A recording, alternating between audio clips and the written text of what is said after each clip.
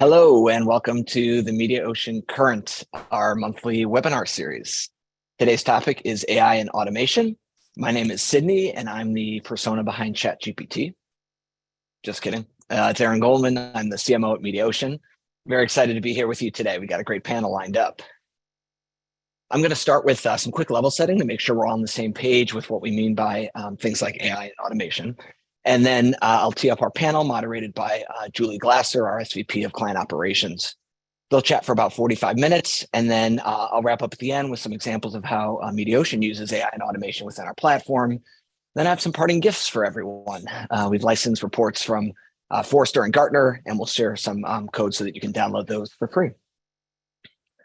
All right, so let's start with some news. Since ChatGPT came out, it seems like everyone's had a hot take. Forrester took more of an academic approach, talked about whether using it is an efficiency play or just plain cheating. Ad Age talked about how it can help brands find creators, but don't worry, won't replace them. Our chief scientist, Alok Chowdhury, published an article in Forbes talking about how AI can help brands manage media fragmentation. You had the FTC jumping in and making sure that companies are making claims about AI that are legit. As we'll talk about, a lot of people are just throwing around those phrases pretty loosely. You've got Snap and Meta coming out with new chatbots, and of course, Google and Microsoft are on the front lines here, dueling over AI. Google has its competitor ChatGPT, which is Bard. Microsoft has a deal with OpenAI for Bing.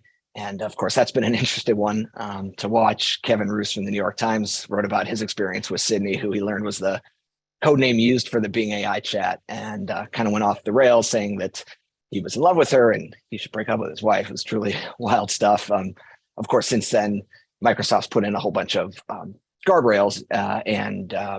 Then just last week was the much anticipated release of GPT-4, which is the new model. It scored something like 1,300 on the SATs. It passed the bar exam with 90th percentile. So lots of cool and scary new applications coming out. One of the things that I found really interesting in the demo was they took a napkin and just sketched a website on it, and GPT-4 turned it into a working site with working code in a matter of seconds. So lots of interesting use cases, and we'll talk about more of those with our panel. But first, let's start with, what do we mean when we say AI?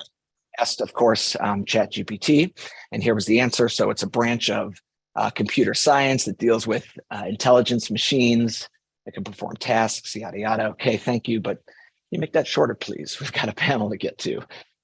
Okay, so it includes visual perception, decision-making, language processing. Great, even shorter, please. Okay, it's about creating machines that can learn and perform human tasks like humans do, such as recognizing speech, making decisions, and understanding language. Okay, now we're talking. So how's that different from machine learning? Uh-oh, we broke it. Let's try that again. Okay, machine learning. A subfield of AI involves developing algorithms, statistical models, blah, blah, blah. All right, seems we have to be very direct here. Please shorten to one sentence. Okay. Machine learning, subfield of AI with algos and models that enable computer systems to learn and improve their performance on a task through experience or data input. All right, so that's good, and we'll keep that in mind as we go here. We should not be using these terms interchangeably. And then one last question on this topic. What's the GPT in ChatGPT stand for? Generative pre-trained transformer. Okay, so it's different than other AI that it transforms data it's been trained on to generate coherent responses. In other words, it kind of learns as it goes, gets better with each response, and you can talk to it like a human. Okay, let's dive into automation. So what's automation then? The use of technology or software to perform tasks previously done by humans. Okay, so important call out here that there's not necessarily AI or machine learning going on. It's just taking tasks that used to be done by people and can now be done by computers. It can be applied in various industries, great. But how's it used in advertising? Okay, so it's streamlines optimized processes like programmatic, ad optimization, chatbots, personalization. Okay, cool. Maybe not the ones I would have picked, but good examples. I'm sure our panel will have some more. So now the big question, will robots replace humans in advertising? Let's see, while AI is increasingly being used in advertising, it's unlikely that it will completely replace humans in the industry. Okay, that's good. A little bit of hedging. One of the primary advantages, advertising is highly creative. All right, so is that a yes or a no? Okay, it's a no. Phew. Robots and AI are unlikely to completely replace humans in advertising. While they can complement human skills and expertise, human creativity and empathy are still highly valued in the industry. Amen. Okay, so with that in mind, it is time to turn to the humans. I would like to ask our panelists to come up, turn their cameras and mics on. I'll introduce our moderator, and then I'll be back at the end to share a little bit about how we're putting AI and automation into play here at Mediaocean, and then give you some of those links I promised to the Forrester and Gartner reports. So our moderator today is Julie Glasser. She's our SVP of Client Operations. She joined Mediaocean through the Flash Talking acquisition in July of 2021. She'd been at Flash Talking for about 5 years before that. She's got a great agency background. She was VP Director of Media Technology at Digitas, number of advertising services roles at Razorfish, Neo at Ogilvy back in the day, started her career at M1. So great person to lead us through this dynamic topic and what I'm sure will be a dynamic discussion. So Julie, over to you. Thank you so much, Aaron. And thanks everyone for joining us today. I'm thrilled to be here. So let's get right into it. And I'd love to have our panelists introduce themselves. So Sarah, let's start with you. Hi, thanks so much for having me. My name is Sarah Fay. I am a partner at Glasswing Ventures, which has been investing in AI early stage concepts for 6 to 7 years now. So witnessing the miracle of AI for a long time, all of a sudden, I think everybody is understanding it. And I also chair the board for Ziff Davis, which is a digital media giant that has also lots of ways to put AI to work and is doing so. How about you, Tamika? Hi, I'm Tamika Key. I am the Deputy Managing Director of SIM, the Coalition for Innovative Media Measurement, which is a division of the Advertising Research Foundation. All of that is to say that I spend my time talking to advertising nerds about how advertising is measured and how we can create standards and best practices around that. But my other moniker is Advertising Futurist. I've spent my entire career thinking about the future of advertising, everything from VR and AR to AI and machine learning and video games. Love that. Thanks so much. Satish? Hello, guys. My name is Satish Mandalika.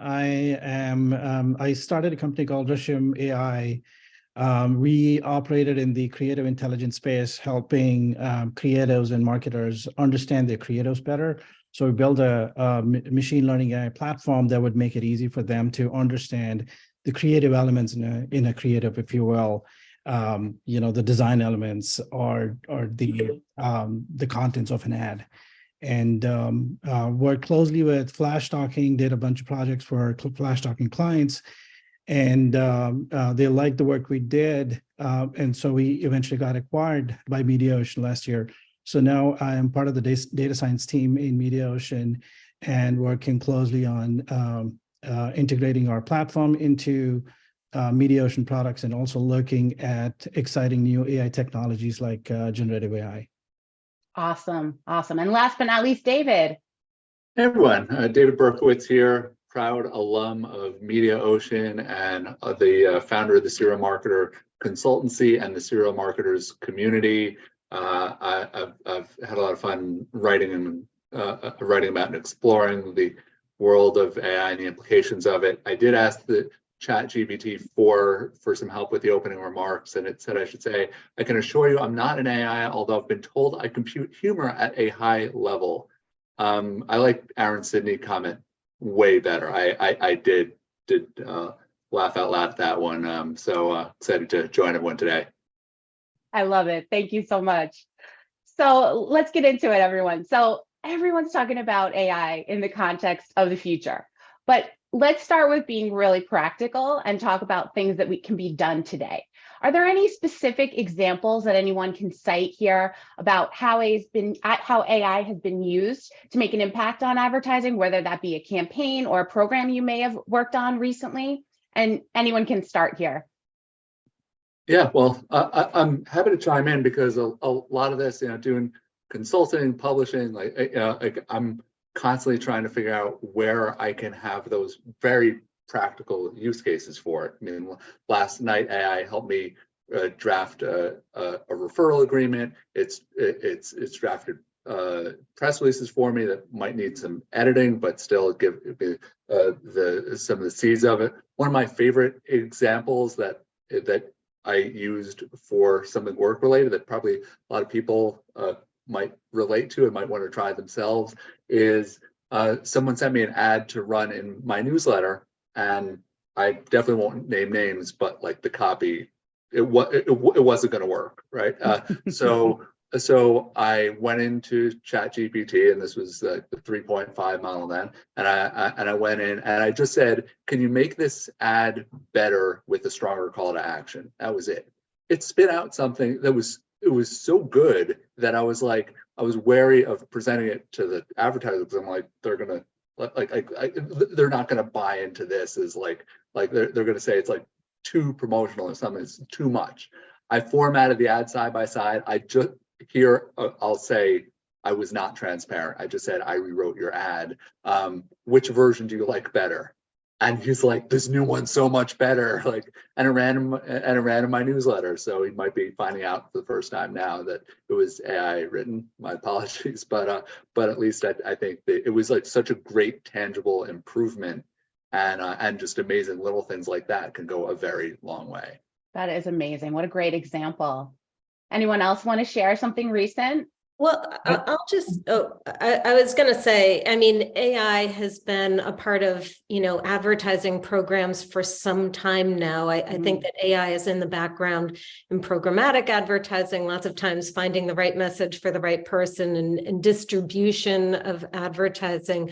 But I do think that we're on the cusp of sort of the next revolution, which is AI for creative, which according to Google, creative represents 70% of the efficacy of an advertising program.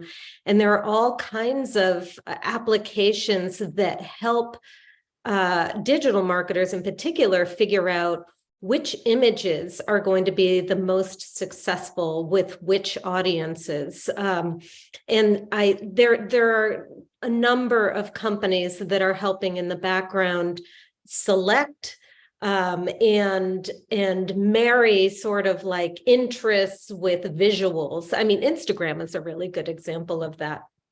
But it's interesting because the industry kind of has to catch up in terms of how they approach this with processes. Who do these sell to? Are they media people? Are they creative people? How is the budget viewed? Is creative now part of working media? I mean, we typically call media working budget, and creative is not working budget, but helps. But now, creative can be sort of part of the working budget. So, all different angles on creative. It's a great, I just wanted to echo one of the things that Sarah said. It's that sort of, and I'm very glad that Aaron kind of made the distinctions between AI and machine learning and automation. I mean, machine learning has powered the algorithms that essentially brought RTB to the forefront of our industry. There's also been AI and machine learning algorithms in the recommendation engines in music. So if you guys remember Pandora's Music Genome Project, there was AI taking pieces of the elements of music to sort of figure out what other songs they would put on the playlist that people would like. And so I think AI has kind of been woven in to the background of lots of programs and platforms that we've used for years. I think the difference now is kind of to echo what Sarah said. It's got a new interface. There are new implications. And I think that the aspect of ChatGPT making it simple with prompts, allowing people to use natural language is what's taking this to the next level. Fantastic. Yeah. Right. And go ahead, Satish. I wanted to speak from a product perspective because I'm a product guy. I just want to build on what Sarah said. From my experience in the ad tech world, it always seems like, there are always three important questions we ask. One is who the user is. Is this a soccer mom, an avid golfer, a poker enthusiast? The second question we always ask is, hey, what did they see? What is the content that caught their attention? Is there a puppy in the image? Is this a sports related ad? Are there people in the ads, etc.? And the third is obviously, how did they respond to the ad? Did they click on the link, or did they fill a form? Now, before the advent of AI-based computer vision, there was not a lot of help on the content side, and like Sarah rightly pointed, it's been proven now that creative has the most impact, and yet there was not a lot of analysis done on that front. And Right. so the advent of computer vision based on AI, that has opened up a lot of doors, because platforms like Drishyam can now analyze a creative, all the different aspects, convert that to a human readable form that can be consumed by other applications. And that makes it interesting from a whole lot of different applications, whether it's making the search more intuitive, where you now can search on visual elements. Hey, show me all the pictures that have cars in it, or show me all the ads that have puppies in it, down to optimization that ChatGPT briefly touched on, where you can now show the most effective ad to the right audience based on the content of the ad. And that analysis has become so much easier because all that data is now available for, again, other machine learning programs to then analyze this data at scale and produce the best possible creative. That's fantastic. Thank you so much, Satish. And while we're on that topic of creative and ad tech and how it's adding to the platforms, can you talk a little bit about what the role of humans will be when it comes to these campaigns that are powered by creative automation? You know, what impact will it have specifically on our creative teams, for example? Not only the tools that they use, but on the teams themselves around staffing and resources. Do you have any thoughts there? So I would say I would completely agree with the conclusion that ChatGPT came to, which is humans are always going to be front and center of this creative process, even more so now than what it was before. Because what the current crop of AI tools that are coming up, like ChatGPT, will do is enable creators, marketers to be even more productive.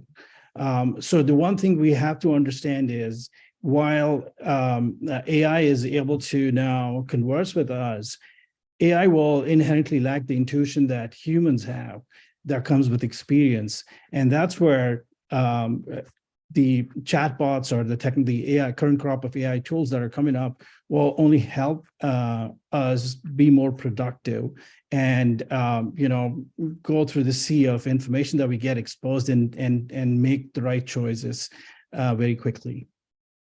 That's fantastic. I think the next level of talent will just get really good at driving these AI tools. And it's still really important to have that creative sensibility that accepts or is excited by what's produced. I mean, anybody who's played with ChatGPT so far realizes the first iteration isn't usually what you're looking for. And I think it's part of allowing AI to fuel your vision, but ultimately to also have it meet your vision. It's a time-starved industry, so to take away some of the menial tasks to get to the good stuff is actually, I think, very, very productive for the industry. That's a really great point. Go ahead, Tamika. Kind of wanted to echo along the lines of what David said at the beginning. Let's talk about writers, for example, copywriters. You don't have to start with a blank page ever again. And there's something about not having to start from complete scratch that I think, at least as a writer myself, empowers me.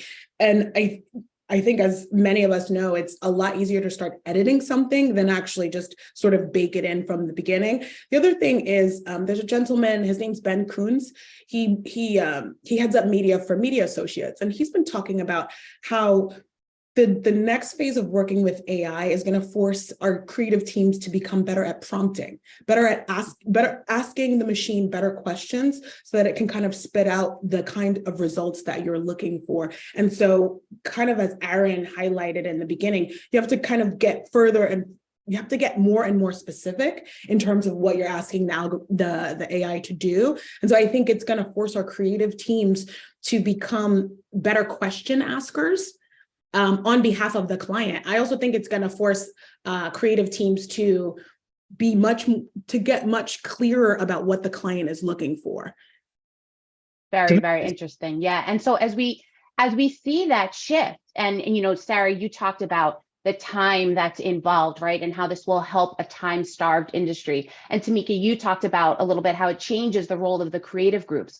So then what's been in the way of adoption so far? Why aren't more marketers or more agencies adopting AI at this point? Do we still have, you know, a ways to go? How do we continue to drive adoption there? What are your thoughts there? Well, I'll take a first step. I'm sure everybody has some ideas, but I think that we are still in the early phases of companies getting their arms around the data they have, how to manipulate and use it. And I mean, I'll say, you know, it has not traditionally been that easy to get to the data, organize it, make sure that it's, you know, it's in good shape, it's clean, that you're within compliance of data regulations. So, I mean, I think that that's like a first building block. And I know a lot of companies out there are now focused on building their first and zero-party data sets and really just developing processes to be able to use that. We invested in a company called narrative.io that makes it easier to collaborate with data in real time. It's called, Terry Kawaja just coined the term DCP, data collaboration platform, but to be able to manipulate data in real time. So I think that's like one of the first things. And then, you know, it's like who in the organization really knows about data and what to do with it. And I think that the talent part of this is also taking shape. And it's not like you need one data person or even just a small data team, like kind of everybody in the marketing organizations need to be smart about that. And then, like I said before, for some of these new tools, there aren't obvious buyers for them. Like, who do you go to with an AI creative oriented tool? It's not, you know, might be somebody in the creative department, but they don't typically have like big budgets for that. It might be somebody on the client side, you know, in an in-house agency where it's kind of like small enough for a group of people to work with. Or, I mean, look, it might be somebody on the media side, but they're going to have to pull in creative people. So I think that just from an organizational standpoint, a lot of companies are still figuring out how these things make it in. Yeah, well, and I'll build that because I've got, you know, a couple of memories come to mind, and I'll share two very quick examples because I've spent most of my career on the agency side, and so. And the kind of similar story arcs here, and a lot of what I was doing was sort of put in this innovation bucket, right? Like this, what's next, trying to introduce new companies and technologies to the agencies and the clients. When I was at 360i, and I was helping build up their social marketing practice starting in 06, there was a note that went around probably around 07 from my boss to the team, as I was spending maybe a little bit too much of my time screwing around on Facebook and trying out things like Jetman and Mafia Wars and some of these you know, social games for those who are playing like that stuff. I actually made some great industry friends that way. But my boss sent a note to the team saying, David is the only one allowed to be doing this at work. When like little did any of us realize how much Facebook would go and overtake the industry. I was like, this is like literally the worst thing you can say to make me a welcome member of the team here. another kind of different example, but I'll connect all the dots in a sec, was when I was at MRY running marketing at this Publicis agency, now formerly known as, God, agencies are so confusing. But when I was at MRY, I was doing a presentation. I was putting something together about a story about the end of storytelling, and I wanted to get it illustrated. MRY had this amazing creative team that could have done all this work, but if I tried going through the process internally, this would have been like a $20,000 project to do a 15-minute presentation. I went on Upwork when it was still called Odesk, and I found someone $50 out of pocket. I was not going to expense this because I did not want the CFO or anyone to even know what I was doing. And I just like went my own way and did this myself. And so this kind of thing where I think like the difference is with more than 100 million people trying Chat GPT in the first month after it launched. Like this is something that if it's not coming from the top down, it's coming from the ground up. People are going to be bringing this to their jobs. People are going to be I mean, paying $20 a month for the premium plan, or paying there are like all these kinds of creative and text-based services that are like $10, $20 a month, even less. Like if it's going to help you do your job better, plenty of folks are not going to wait to like get permission to use this stuff. They will, and I think that's where this is going to be a tidal wave. Awesome. Yeah. And Satish, given the use cases that David just talked about, can you talk a little bit about how Flash Talking uses AI today and how you're seeing it from a provider side and how it may be used in the future?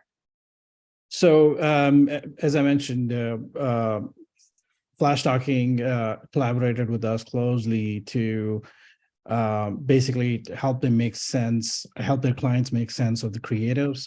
And so in the first iteration of the platform that we built, we basically used a bunch of convolutional neural nets to understand what's there in a creative. And these could be design elements in that creative, things like the CTA or the headline text or the dominant background color, down to the specific objects in the creative, and so this again helped them identify all the visual elements, and now became a data source that could be used to optimize the ad serving for some of these ads that are being shown, because the content that users are seeing and eventually clicking on or acting on could be a great substitute of what they're liking and affinities are. And so now that can be baked right into our optimization algorithms to show the users the appropriate kind of ads that they would be interested. And so that's we're currently working on integrating our platform into Mediaocean products, and that's something exciting coming out of Flash Talking, and will be part of all the campaigns going forward. Now, as we go through these campaigns, we're getting exposed to this data, and that just helps us make the algorithms that serve these ads much better. Now, that's where we're getting started with generative AI. It is sort of considered the next iteration, where we now are able to take the insights that we generated using computer vision and bring them back into the products like Ad Studio and such, where the creatives are getting built. And to Sarah's and Kamika's point, no longer do creative folks have to start with a blank canvas. We can take all the insights from the previous campaign and right off the bat tell the creative guys what is working for a particular brand or a customer based on all the past campaigns. And this the platform can do at scale. And so that's a very good starting point for all the creative guys to say, okay, where do I start? How do I make this campaign more effective? And the science behind the AI will do all that calculation and tell them where to start. And that's the exciting part. When all the products going forward will have the AI component and will help marketers make those decisions better and much faster. Amazing. Really, really sounds like something that's truly going to change the industry, right? And how we operate and how we work moving forward in the future. And then when we start talking about, how we work in our day to day, it seems to come up as well, what are the industry standards and what kind of regulatory frameworks need to be put in place to ensure that AI is used responsibly, not just within agencies or technology partners, but across the industry. Any thoughts on that? Let's start with you, Tamika.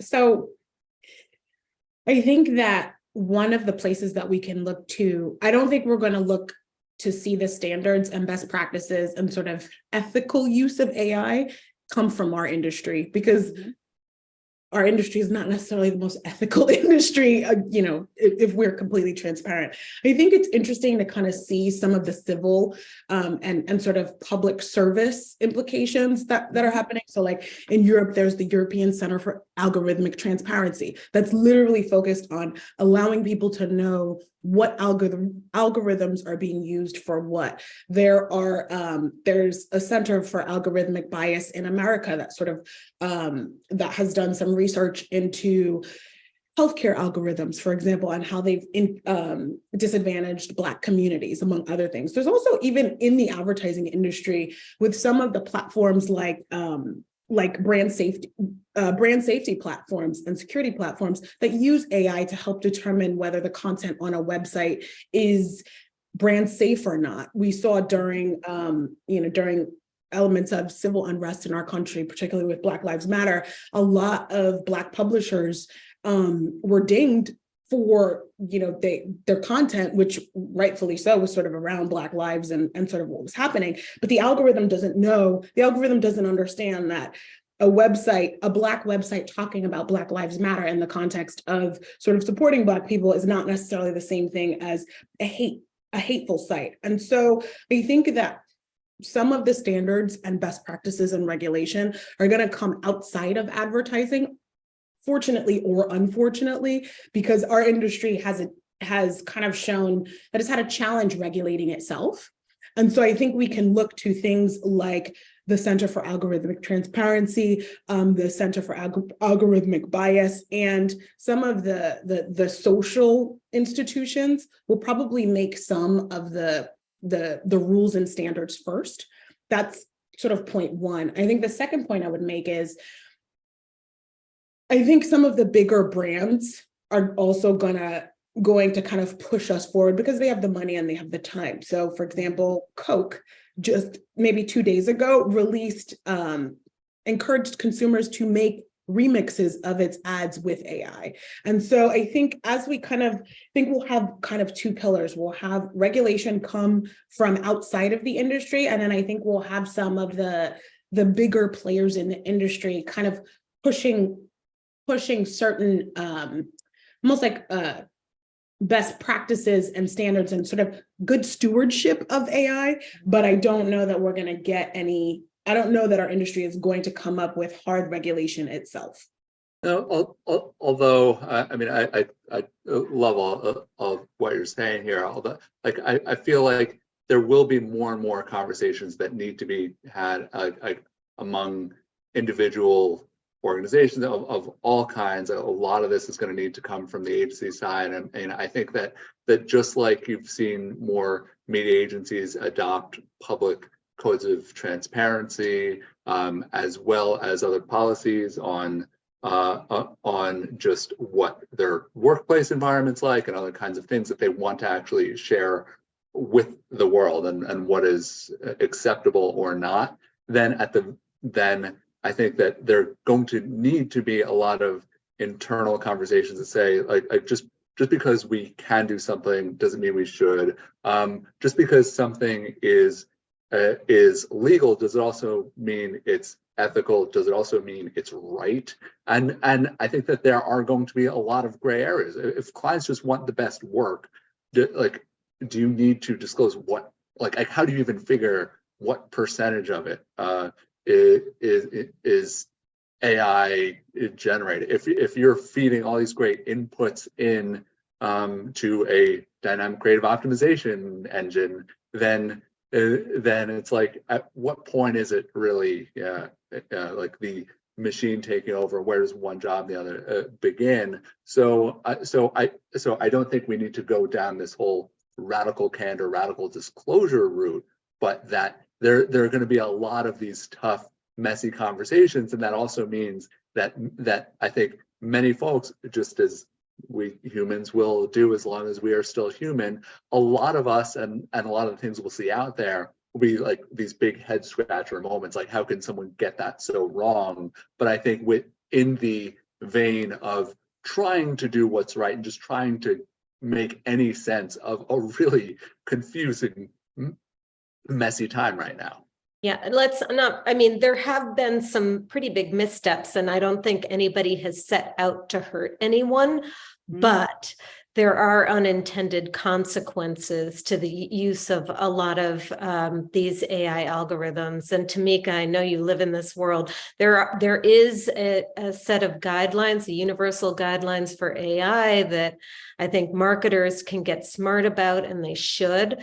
I think that we're all pretty in tune with data privacy and what needs to happen there. And even though GDPR is, more for Europe, most American companies know that they have to, or they should be complying with GDPR.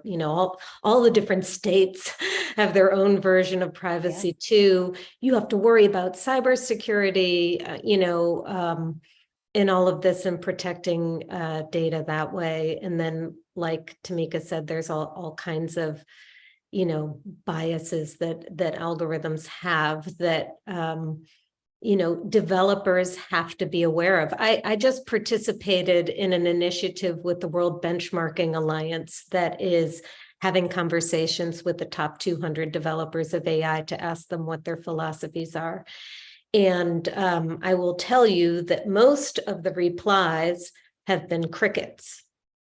So we have a way to go, with companies accepting the responsibility of this. I think it's interesting though, there are, I don't want to say that our industry is not ethical. I do want to take that back. I think there are lots of people in our industry who are ethical and do think about, hey, look, but at the end of the day, our job, an agency's job, is to help create campaigns that sell things for a brand, right? And then target, right? And then target people and do that. And so I think that a lot of it comes down to understanding that there is bias that goes into building an algorithm, and we can't say that it's not going to happen, but it's sort of handicapping for it afterward. So if, for example, like Satish was talking about, these ads that can be optimized, and the creative that can say, hey, I'm trying to reach young African-American moms in Louisiana. And if the creative sort of is speaking to young African-American moms in another region, it might make sense to see if that ad is going to continue to perform. But I do think it forces, or the ethical way would be to ask, is it actually targeting them? Is it actually sort of effective, and where and how? And I think kind of what David said as well is, there's going to be these messy conversations happening, but I think our industry, because of some of the shifts in privacy, we're starting to have these messy conversations already because of the way that sort of tech is eating everything. And I think we do have more opportunity to ask these questions, and to paraphrase, some of the tech people, move fast and break things. Let's hope we don't break like the fabric of society, like social media has in the past, right? And sort of, and be cognizant of the potential positive and negative impacts of these tools. That's a great point. And it makes me think about the ethics of it, makes me think about transparency, right? And what level of transparency matters within our stakeholders. So, for example, do agencies need to disclose work created with AI assistance? Do brands need to recognize work created with AI assistance in award submissions? What does need to be disclosed to consumers? I'd love to hear your thoughts on that. Sarah, let's start with you.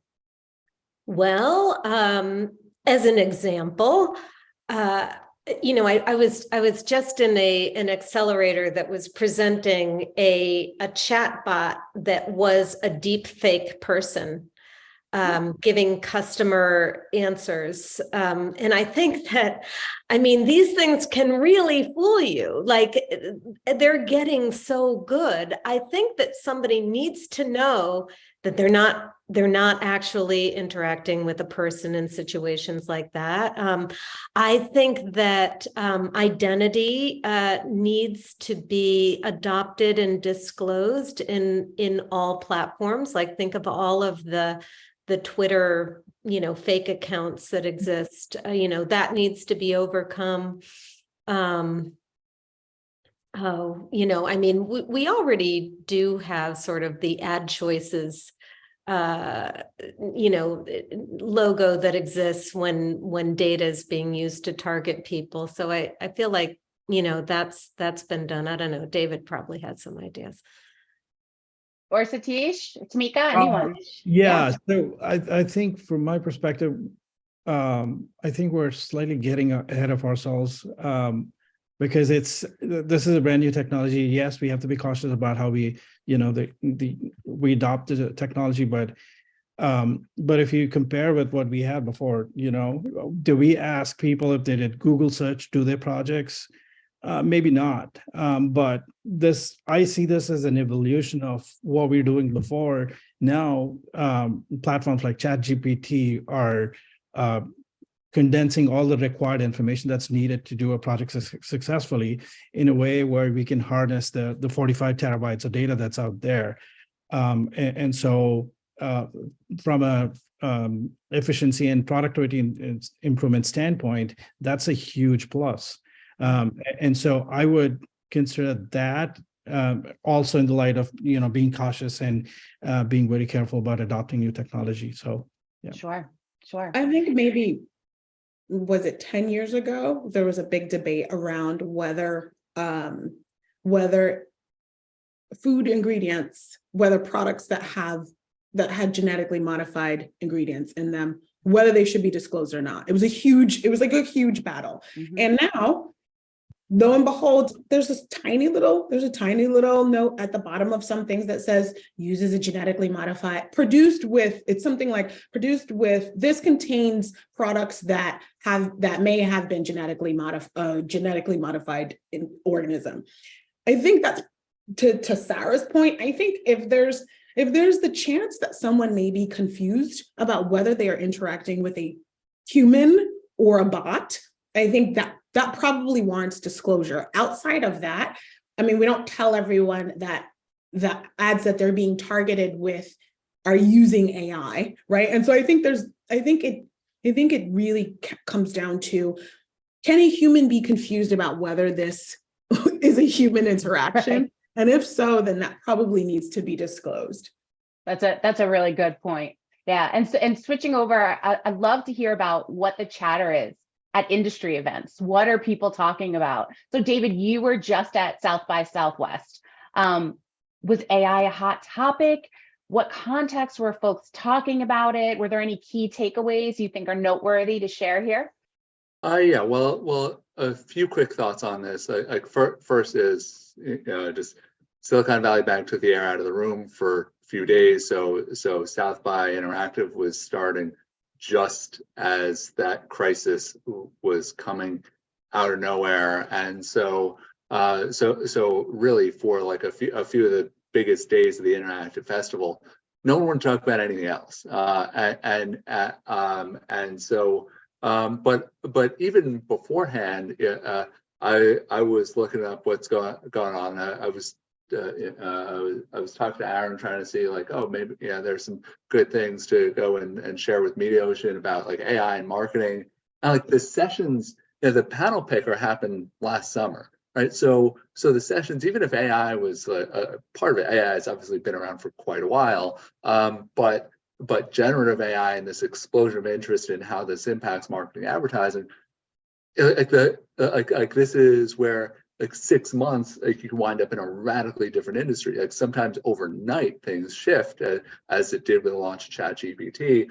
so you had some of these like side sessions at some of the other houses outside the main convention center that were addressing this, but the official programming, it's going to be like, I think for South by 24, if you know what's happening, like all the implications of AI, it's probably going to be like every session, how generative, it's almost like you can have an AI powered session generator for South by and get the right mix of speakers. There's going to be a flood of this because there wasn't time to do it for this. And I think what they're still like, because South by is a very like techie geeky show, then there were a lot of folks that are trying to see, well, can Web3 can some of the technologies that are largely associated with it, like NFTs and the metaverse, like there still were a lot of those conversations, which when the programming, when the panel picker was open and the plans were coming together, was like a much more booming field. That there were still some of those conversations. You no longer had most of those companies sponsoring the show, but still, like can AI be this? Could there be this like AI powered layers to some of these other technologies out there? And it's almost like this like I mean, some of it felt like Mad Lib session development here in some of the conversations, but what is the power of using all of these like frontier technologies together? And so I think like if you feel like, oh, like you wish you were there, it was a great crowd coming back, and it was kind of like this rebuilding crowd. But I think the conversations it's going to tee up at everything from possible next month in Miami to Cannes, and then fuel that into to the CES and South by 2024. That's when we'll see like what do we really do about this? Yeah. I think just to emphasize the point that all of a sudden there's all this conversation about generative. I was watching Jensen Huang, the CEO of NVIDIA, on TV last night, and he was saying that AI is having its iPhone moment, where, I mean, AI has been around for a long time. Generative has been around for a long time, and it's been used for vertical solutions. But this ChatGPT and DALL-E and, Midjourney and Lenza, to a certain degree, is just like all of a sudden, I'm hearing from my cousins, and I mean, people from everywhere. Oh, AI, that's what you're doing, isn't it? So it's like now it's the household word, and now people are getting that it's, AI isn't one thing. I mean, I think a lot of people think of kind of like a thing when you say AI. It's thousands of things, and there's multiple methods of developing and achieving AI, and it's really endless in terms of what it applies to. It's almost like the internet was in the early days, or online marketing, which I is agree with Sarah. Sorry, I was going to say I agree with Sarah. I think natural language is going through that watershed moment that computer vision had a few years back, where a lot of the AI that was built was able to identify cat videos, if you guys remember, with a high level of accuracy. And then a whole bunch of startups jumped into that computer vision bandwagon to solve very interesting industry problems. I think we're seeing that same sort of cycle with NLP, where with platforms like ChatGPT and GPT-3, the platforms have matured to a point where now startups will jump into generative AI to solve very interesting industry problems. And so that's why we're seeing all this excitement, and it's only going to get better as these startups solve in specific industry problems. I think Sarah made a good point about sort of people who are not in our industry, people who aren't techie or advertising focused. When it becomes part of the cultural zeitgeist, I think that's when we reach that tipping point. And there's the iPhone analogy, there's the internet analogy. I think one of the best ones I've sort of that kind of made it click for me was like the Netscape analogy, right? People used the internet before Netscape, but Netscape or even AOL, right? I remember when we got the internet. I remember I used to get AOL, and like that was what made the internet real. And I think the fact that Chat GPT and these other tools, Sarah, I'm glad you brought up Lenza and Dolly, and these tools that allow everyday people to interact with AI are what has created this tipping point. And so I don't think it's even just the buzz at our conferences, it's the buzz in our house. You know, when my partner is not in our industry in any capacity, and it was a couple of weeks ago, and he was like, "Hey babe, have you heard about this Chat GPT thing? How come you haven't told me about it?" And I'm like, how do you know about Chat GPT? And I think it's less about, it's cultural. It's not even just our industry. Right. It's a great point. But people don't realize, like, they have been using AI all this time too. Unlike some of the other revolutions where you had to like go out and sign up for AOL or get a modem or, you know, buy a phone. AI has eked its way in behind the scenes where we're already using all these applications and devices, so that, you know, and that's kind of what AI is. It's like in the background using data and making everything easier. But like, even when you think about doing a search on Google, you know, and it figures out the longer sentence of what you're looking for, I mean, that's AI. Or, you know, writing applications that complete your sentence and all of that. But now, like you said, Tamika, people are starting to look for the applications that make their lives easier. Awesome. And as we start to wrap here, I have a question for all of you. What is the most surprising or unexpected insight that you've uncovered using AI? And what maybe did you do with that info? Anyone want to take this one and start? Well, David, Satish? we're all excited about this. It's great. I'd love to hear from everyone. Yeah, I'll share my experience. When I started Dishim a few years back, we were initially in the customer support domain, and then we pivoted into digital ads. We were doing projects where we would identify products in the plumbing industry, products like faucets, etc. And when we started working with platforms like Resonate, etc., we're not doing so great. It was the accuracy was 50%. It was hit or miss.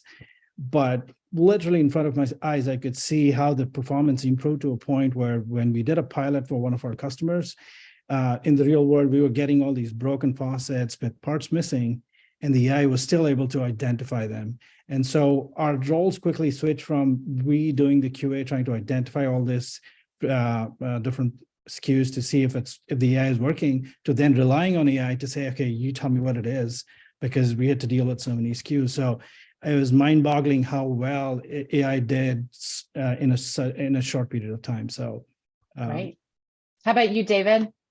Yeah, well, I'll give what may be a practical tip for some using this, but it was very surprising to me to see this in action. Is when I was working on having this was with ChatGPT and having it riff on some content that I was putting together, and then I said, well, can you make this? Could you spot any redundancies here? Is there any like that